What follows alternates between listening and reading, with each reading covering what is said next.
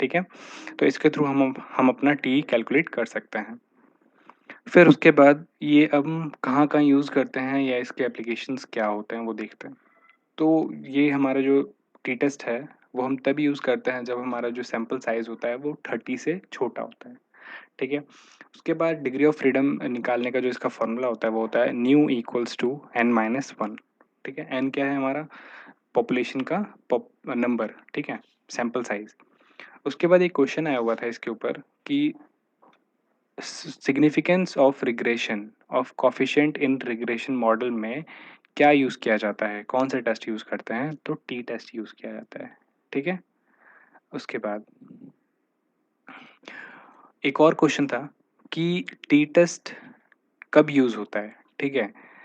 तो T test तब use होता है जब हमारा जो पैरामीटर होता है पॉपुलेशन का वो नॉर्मल होता है, तब हम टी टेस्ट या टी स्टैटिस्टिक्स यूज़ करते हैं।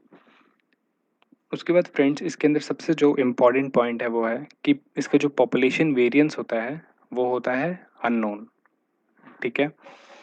उसके बाद it is also called Welch T test. इसे वेल्च टी टेस्ट भी कहा जाता है। Correlation of coefficient in population is 0। T test में कोरिलेशन कोएफिशिएंट 0 होता है, बट इसके जस्ट अपोज़िट जेड टेस्ट है। जेड टेस्ट के अंदर 0 नहीं होता। तो चलिए जेड टेस्ट देख लेते हैं अब। तो जो जेड टेस्ट है ये फिशर ने डेवलप किया था और टी टेस्ट इज़ यूज्ड, अब यहाँ पे मैंने वही पॉइंट लिखा है कि T test is used when correlation coefficient of population is 0, ठीक है? But if population coefficient correlation is not 0 then z test will be used, ठीक है? उसके बाद z test का फॉर्मूला देख लेते हैं। तो z test का जो हमारा फॉर्मूला होता है वो होता है X square minus mu zero upon standard deviation upon root N, ठीक है? तो यहाँ पे हमारा जो एक्स बार है वो सैंपल का मीन है और म्यू ज़ीरो है वो हमारा पॉपुलेशन का मीन है और सिग्मा जो है वो स्टैंडर्ड डेविएशन है और एन जो है हमारा नंबर ऑफ ऑब्जर्वेशंस है। तो इसके थ्रू हम जेड कैलकुलेट कर सकते हैं। उसके बाद हम इसके यूजेस देख लेते हैं। तो इसका यूजेस जो है वो ये बेसिकली जो टी टेस्ट था वो हमारा स्मॉल सैंपल के लिए यूज़ होता है, बट जो हमारा जेड टेस्ट होता है वो लार्ज सैंपल टेस्ट के लिए यूज़ होता है। उसका जस्ट उल्टा है। जहाँ पे हमारा जो पॉपुलेशन होता है वो मोर देन 30 होता है। फिर अनदर वेरी इंपॉर्टेंट पॉइंट, वहाँ पे क्या था कि हमारा पॉपुलेशन वेरिएंस जो था वो अननोन था। बट यहाँ पे क्या है, यहाँ पे हमारा नोन है, हमें पता है, ठीक है? तो वही पॉइंट है कि Z test is used to determine whether two population means are different when population variance are known. Now the third point, z test is based on standard normal distribution के ऊपर बेस्ड होता है। z test is also called large sample test क्योंकि large sample test में use होता है। Now friends हमारा जो तीसरा टेस्ट है जो कि है एफ टेस्ट, जिसको हम वेरिएंस रेशियो टेस्ट भी कहते हैं या आप सिंपल सिंपल कह सकते हैं कि ये हमारा अनोवा है, ठीक है? अनोवा में हम एफ की वैल्यू निकालते हैं, एफ क्रिटिकल या एफ टेबुलेटेड, ठीक है? तो बेसिकली अनोवा को ही हम एफ टेस्ट कहते हैं। अगर आपने अनोवा नहीं देखा है या आपने पढ़ा नहीं है तो मैं डिस्क्रिप्शन में डाल दूंगा अनोवा, आप वहाँ से देख सकते हैं और सजेशन में भी मैं डाल दूंगा, ठीक है?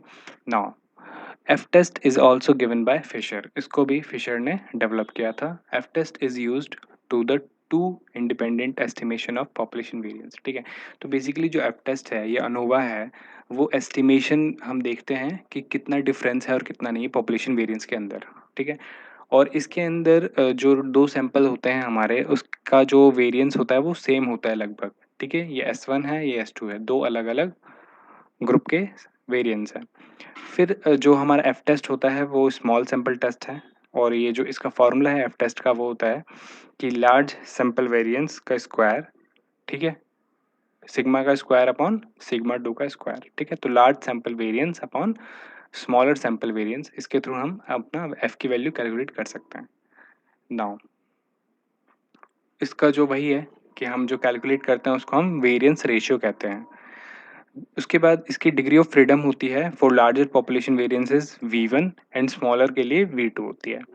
उसके बाद यहाँ पे हम हाइपोथेसिस जैसे मानते हैं अनोवा में तो नल हाइपोथेसिस के अकॉर्डिंग होता है कि हमारा जो दोनों पॉपुलेशन है, ये दोनों ग्रुप है, उनका जो ये वेरिएंस है S1 और S2 दोनों बराबर है, तो उसको हम यहाँ पे नल हाइपोथेसिस मानते हैं। अगर ये बराबर नहीं होगा तो उसको अल्टरनेट मानते हैं। नाउ जो V1 होता है वो स्मॉलर होता है n-1 और जो V2 होता है वो लार्जर होता है n-2। अब इसके हम यूजेस देख लेते हैं और एप्लीकेशन देख लेते हैं कि कहाँ-कहाँ पे यूज़ होता है। Now, F-test is used by comparing the ratio of the two variants S1 and S2। ठीक है, तो वही है कि जब हमें दो ग्रुप का बेसिकली कंपेयर करना हो वेरिएंस तो हम F-test का यूज़ करते हैं। Now the sample must be independent और जो दोनों का सैंपल होना चाहिए वो इंडिपेंडेंट नहीं होना चाहिए, मतलब किसी पे डिपेंड ना हो। और उसके बाद जो ये F-test होता है इससे कभी भी नेगेटिव नहीं आता। ठीक है, क्यों नहीं आता? क्योंकि जो ये S1 है अपर वैल्यू ये हमेशा बड़ी होती है S2 से। ठीक है, तो नेगेटिव कैसे आएगा? आ ही नहीं सकता। तो ये कभी भी नेगेटिव नहीं आता। Now testing of overall significance of regression by F-test। ठीक है, ये सिग्निफिकेंस ऑफ रिग्रेशन जो होता है ये टेस्ट, ये F-test के थ्रू होता है। उसके बाद हमारा आता है डिफरेंस।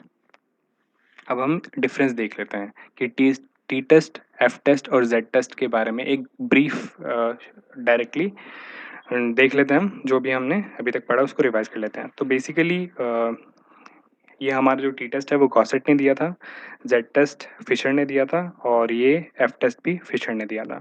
ये हमारा लार्ज स्मॉल सैंपल के लिए यूज़ होता है, ये लार्ज के लिए होता है, ये हमारा स्मॉल के लिए होता है। यहाँ पे हमारा पॉपुलेशन कोरिलेशन कोएफिशिएंट 0 होता है, यहाँ पे हमारा पॉपुलेशन कोरिलेशन कोएफिशिएंट 0 नहीं होता और यहाँ पे हम 2 इंडिपेंडेंट ग्रुप के एस्टिमेट करते हैं, ये बराबर है या नहीं है, 2 ग्रुप। उसके बाद यहाँ पे जो हमारा वेरिएंस होता है वो अननोन होता है। यहाँ पे हमारा जो वेरिएंस होता है वो नोन होता है, यहाँ पे वेरिएंस दोनों का सेम होता है। उसके बाद फ्रेंड्स जो हमारा नेक्स्ट पॉइंट है वो है कि इन मल्टीपल रिग्रेशन विद 3 इंडिविजुअल, ये हम तब यूज़ करते हैं जब हमारा मल्टीपल रिग्रेशन होता है, ठीक है, 3 इंडिविजुअल्स के साथ।